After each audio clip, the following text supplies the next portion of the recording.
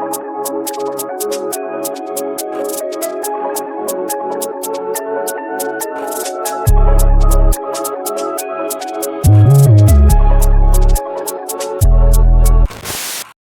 say walls can talk, but the walls of the Adelaide Gaol don't just talk, they whisper.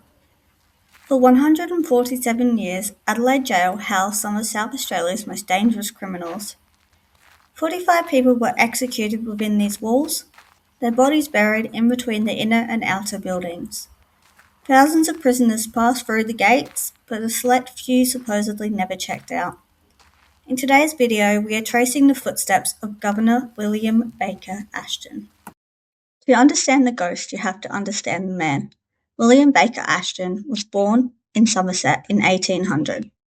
Ashton was a titan of law enforcement. He was trained in military school, served in the army, and was a veteran of the famous Bow Street Patrol, London's first police service. He was even one of the original bobbies under Sir Robert Peel in 1829.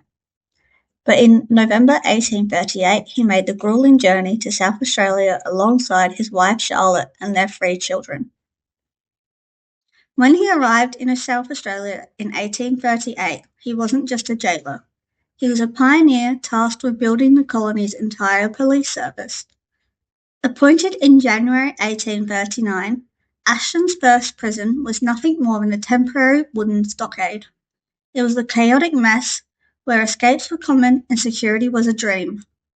In 1840, Governor Gaol finally ordered the construction of the secure sandstone fortress we see today. In April 1841, the first half was built and Ashton and his family moved into the apartments directly above the main gate entrance. He held the position of governor within authority and a reputation of being reasonably fair to the prisoners. Ashton ran a jail with a rare humanity. He was famous for his judicial skills and his kindness. Every year at his own personal expense, he provided a full Christmas dinner for all the prisoners.